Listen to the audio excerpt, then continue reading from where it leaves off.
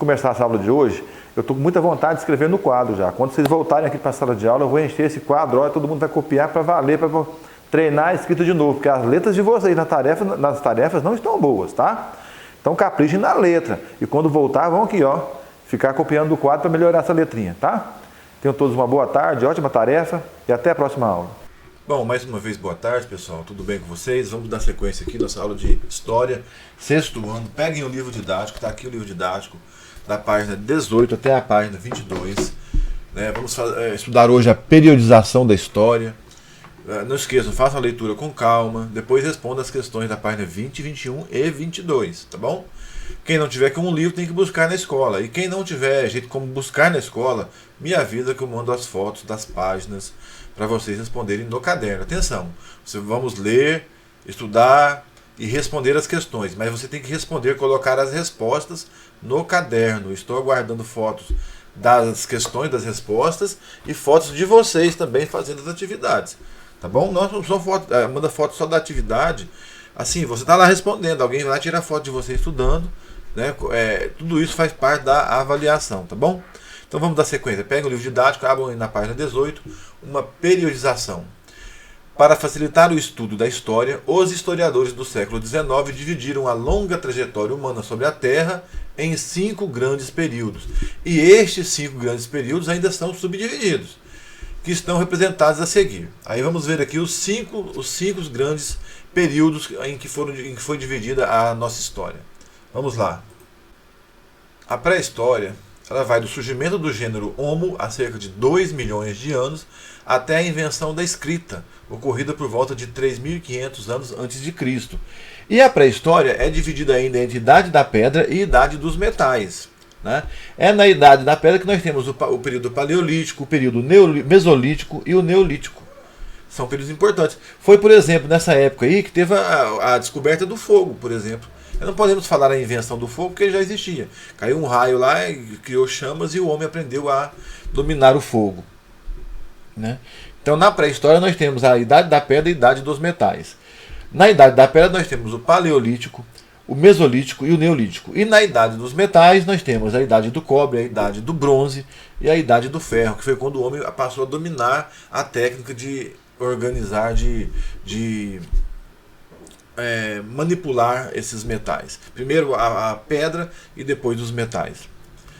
Idade Antiga, que vai de 3.500 a.C. até a queda do Império Romano do Ocidente, em 476 depois de Cristo, que é a queda de Roma, né, a invasão do Império Romano pelos chamados povos bárbaros.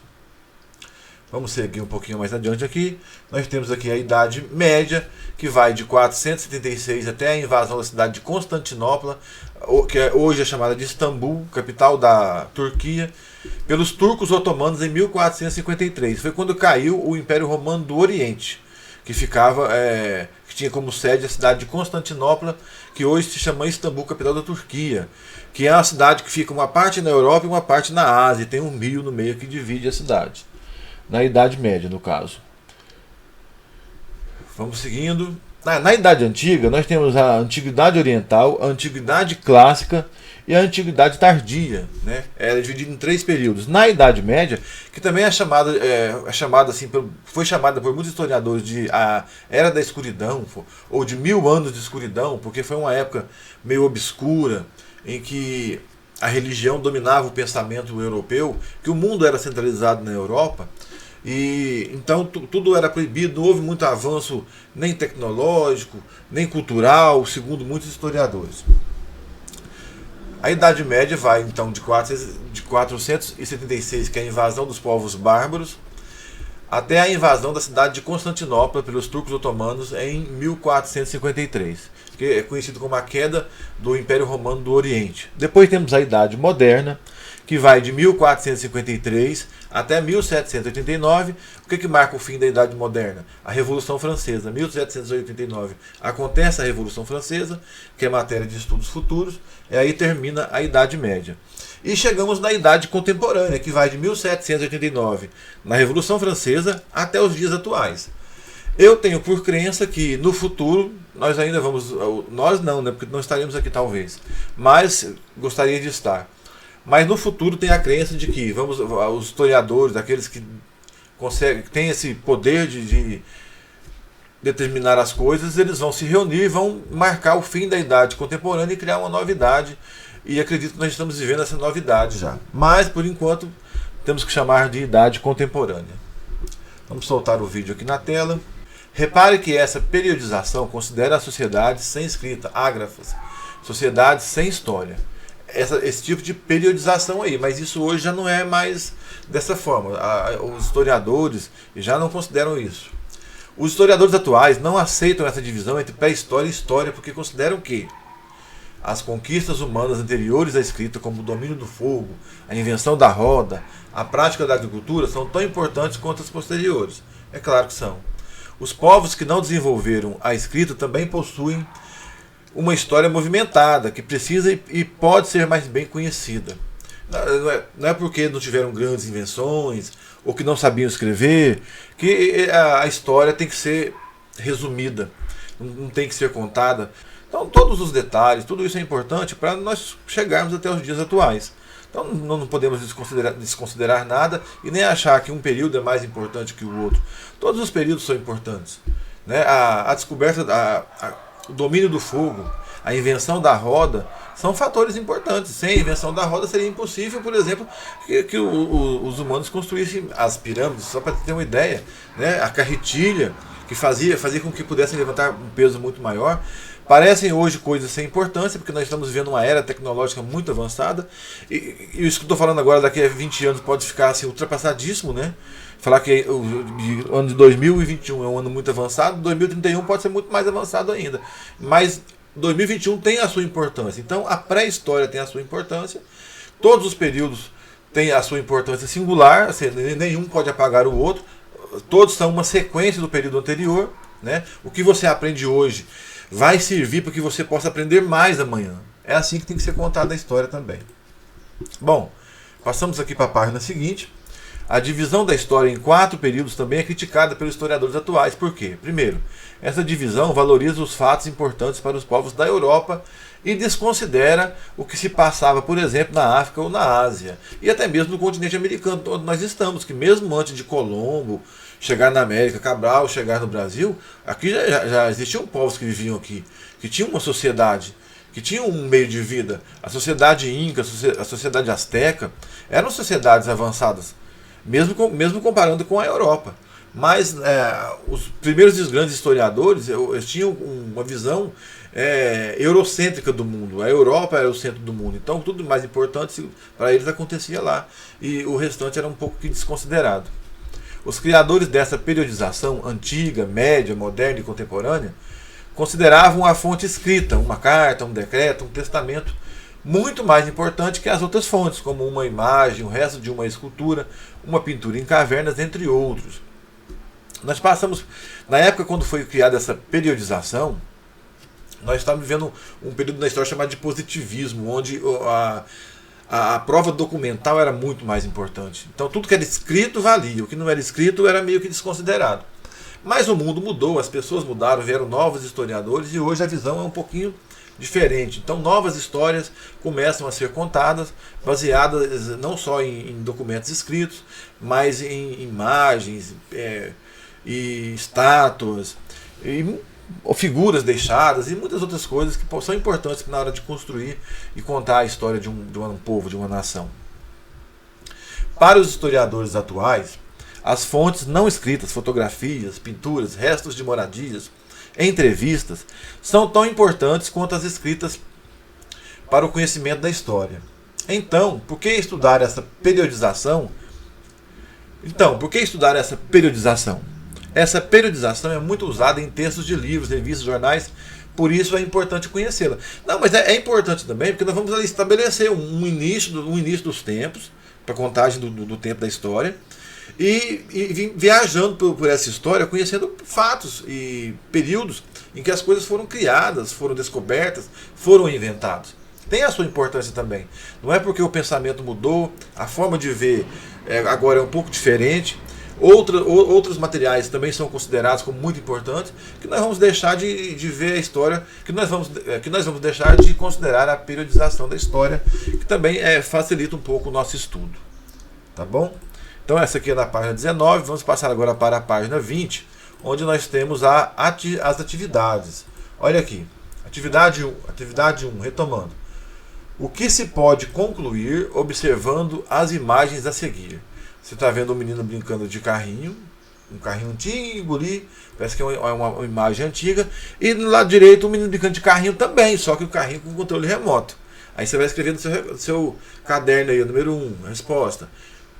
O que a gente pode concluir vendo essas duas imagens? Né? Número 2, observando as fotografias dessa importante construção situada na cidade de Ouro Preto, em Minas Gerais, o que é possível concluir? Olha aqui, Ouro Preto. Uma imagem antiga e uma foto nova. Mudou? Não, né? A igreja é a mesma. O que você pode concluir disso? Já falamos isso na aula anterior. Vamos lá. Acima, edifício da Câmara Municipal de Ouro Preto, Minas Gerais, em 1853. Ao lado, o mesmo edifício em 2010. Hoje ele abriga o Museu da Inconfidência. Em 1853, lá era a Câmara Municipal. E hoje é o Museu da Inconfidência.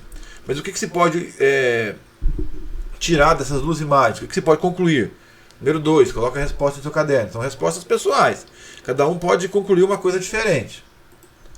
Né? Mas é lógico que existe um padrão de resposta para isso daí. Não pode fugir muito desse padrão, tá bom? Vamos seguindo aqui então. Número 3, vamos lá para o número 3. 3. A atividade 1 mostra imagens de mudanças ocorridas na história. Né? Um carrinho normal, antigo, e um carrinho de controle remoto. Já a atividade 2 mostra exemplo de lugares que, mesmo com o passar do tempo, continuam muito parecidos com o que eram há décadas. Afinal, o que a história estuda? Nós falamos disso na aula anterior. Volta lá atrás, no começo da atividade, nós conversamos na aula anterior, na semana passada, que vocês vão entender essa resposta. E a número 3 ajuda você a responder a número 1 e a número 2.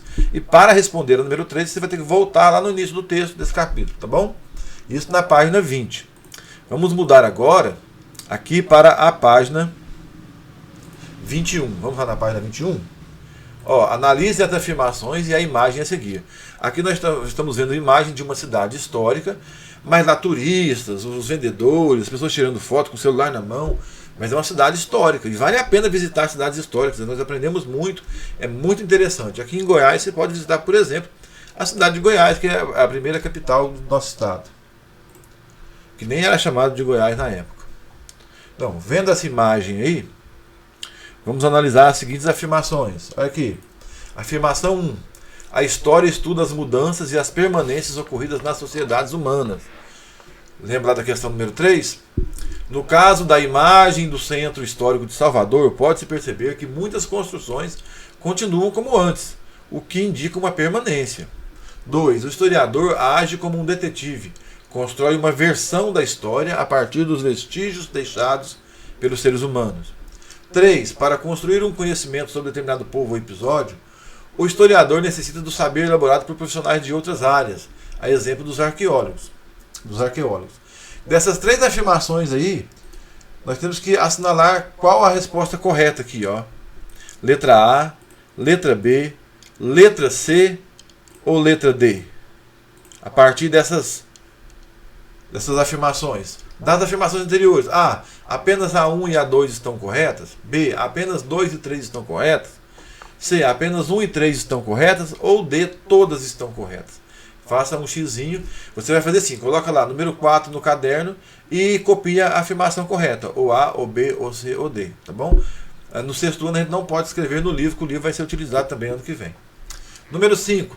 Como vimos, há sobre a Terra uma variedade de povos, de culturas e de calendários. Com base no que você estudou, responda. O que é um calendário? B. Quais as datas usadas por judeus e muçulmanos como marca inicial de seus calendários? Vamos lá, faça uma pesquisa, na dúvida.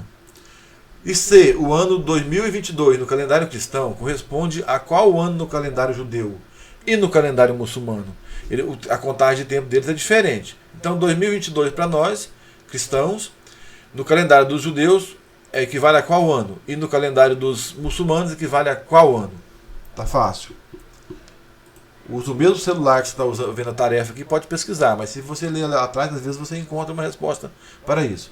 E para concluir, aqui na página 22, nós temos a questão número 6, sobre o calendário cristão, responda. Lembrando, responda tudo no caderno. A. Qual evento é usado para dar início à contagem do tempo do calendário cristão? B. Se você não souber isso, meu Deus do céu. B. Como registramos os fatos ocorridos antes de Cristo e os ocorridos depois de Cristo, né? A própria pergunta já dá a resposta. C. A que século pertence o ano em que estamos? Fácil. Lembra que eu falei para vocês que o ano vem sempre que o século vem sempre na frente do ano. D. A que séculos pertencem os seguintes anos? Aí você vai pegar 2016, século tal. 1453, século tal. 476, século tal. Vai colocando na frente aí no caderno de vocês. Letra E. Organize as datas do item anterior em ordem cronológica. As datas da letra D, vocês vão organizar aqui no E em ordem cronológica, né? Vai lá. 507 a.C., 27 a.C., 476 depois de Cristo, né? E quando é depois de Cristo DC, não precisa colocar nada. Não precisa colocar o DC. Bom, questão número 7. Vamos aqui na questão número 7 agora. Questão número 7. Para situar os fatos históricos no tempo e registrar sua duração, sucessão e simultaneidade, usamos anos, décadas, séculos, milênios, etc. Retome as explicações sobre as formas de contar e dividir o tempo e escreva em seu caderno. A. Há quantos anos se deu o nascimento de Cristo? B. Há quantas décadas se deu este fato, o nascimento de Cristo? C. Há quantos séculos se deu o nascimento de Cristo? E D. Há quantos milênios se deu o nascimento de Cristo? Tudo relacionado ao nascimento de Cristo. Essa é a mais fácil de hoje. Número 8, não é uma atividade que vocês podem no caderno, é um trabalho. Isso. Agora eu quero ver quem é que está fazendo atividade em casa. Porque esse trabalho é para fazer, entregar lá na coordenação e pedir para entregar para o professor Márcio. Toda semana eu vou à escola e eu vou pegar o trabalho lá. Vocês têm aí uma semana, 10 dias para fazer esse trabalho. Não precisa entregar a semana que vem, pode entregar na outra semana, tá certo? Então vocês vão ter aí praticamente mais de 10 dias, 15, 14 dias para fazer o trabalho. Número 8, é o trabalho que você tem que fazer. Quem não entregar vai perder nota, que esse trabalho vai valer nota, tá certo? Eu quero ver então quem é que está estudando mesmo. Usando uma cartolina branca, construa 2 linhas do tempo. Pega a cartolina, abre lá assim e faz 2 linhas. Uma, você vai contar a sua vida. Nasceu, tipo assim, você nasceu em... Vocês estão no 6º ano, devem ter 12 anos, por exemplo. Vamos supor que você nasceu em 2010, 2011, 2008. Você nasceu em 2008. Então, na sua linha do tempo, você começa em 2008. A sua vida começa em 2008, então você põe lá, 2008. Aí você vai narrando a sua vida. Fez tantos anos, tal, e vai colocando, faz um desenho, ou então prega uma foto, tá bom? Imprime uma fotozinha sua lá da mais antiga e coloca, vai colocando assim, até os dias atuais, até 2021. Certo? Se você não quiser colar uma foto, você pode fazer um desenho. Depois, você vai fazer uma outra linha do tempo. A outra linha do tempo é de alguém que você conhece aí da sua casa. Papai, mamãe, vovó, quem você quiser. E faz a linha do tempo dessa pessoa também igual a sua. Tá? Aí você vai colocar lá as coisas mais importantes que aconteceram na vida. Vamos dar um exemplo. A linha do tempo da sua mãe, por exemplo. Vai colocar o nascimento dela, quando ela fez 18 anos, quando ela se casou, quando teve você como filho. São os acontecimentos mais importantes da vida dela. Estou dando só um exemplo, né? Às vezes ela tem outros acontecimentos mais importantes. Até o dia de hoje, 2021. Tá fácil, né? Fácil de fazer, gostou de fazer e espero que vocês entreguem tudo lá na escola, porque vai valer nota, tá bom? Nós já estamos próximos, vai ter prova, agora daqui uns dias vai ter prova. E esse trabalho vai valer nota de avaliação junto com a prova também. Tá bom, pessoal?